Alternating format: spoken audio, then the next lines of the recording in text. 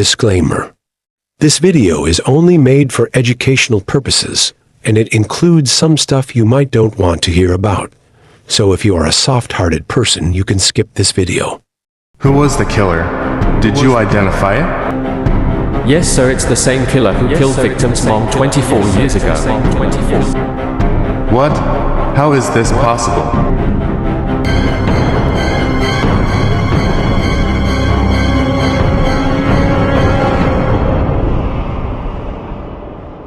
Hey there everyone, this is Mr. Uncanny. Women murdered by a man who killed her mother 24 years ago. People say there is no bigger person than a person who offers forgiveness. But some people really deserve forgiveness? Is it actually worth it to forgive the people who killed your loved one? After watching this video, you will definitely doubt it or might stop believing it. Because the case I'm about to talk about is the case where a woman was murdered by the same killer who was the killer of her mother. It started in 1996 when Sally Snowden McKay, 75, and her nephew, musician Joseph Lee Baker, 52, were found shot inside the historic property.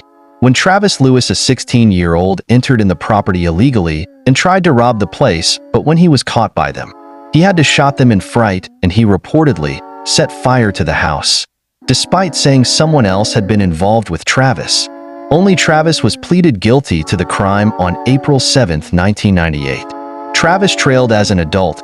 He was handed a 28.5-year jail sentence, of which he had to serve at least 70%. Sally's daughter, Martha McKay, as a longtime Buddhist, Martha believed in forgiveness, says, and she had reached out to Lewis in prison. Martha McKay loved playing hostess at Snowden House, the grand 1919 family estate on Horseshoe Lake, Arkansas, that she'd restored and reopened as an upscale bed and breakfast more than a decade ago. Martha McKay believed he deserved to be rehabilitated. Her support continued when Lewis was released on parole in 2018, and she quietly gave him a job working on the property alongside his mother, Gladys, who'd been a housekeeper at Snowden House for years. The arrangement seemed to work until the day Gladys told Martha, "Just stay away from Travis because he's going back to his old ways." Before her death, she had severed her ties with Lewis.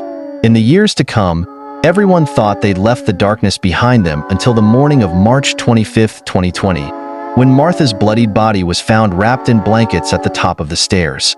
The woman, known for her larger-than-life presence and good heart, had been stabbed and bludgeoned by an intruder. While being chased by police, the man jumped out of the window and into his car. But when the vehicle got stuck on the property, he scurried out of the side door, jumped into the frigid lake, and drowned. Hours later, authorities who pulled the man's body out of the lake were shocked to realize it was Travis Lewis, the 39-year-old man who'd gone to prison at age 17 after pleading guilty to killing Martha's mother and cousin years ago. Lewis, who'd grown up at Horseshoe Lake, had cocaine, methamphetamine, and marijuana in his system.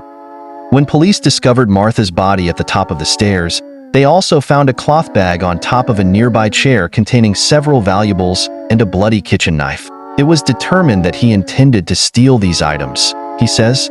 However, it was not determined whether his intentions were to burglarize McKay's home and she was killed in the process, or if his intention was to murder McKay then opted to steal the items.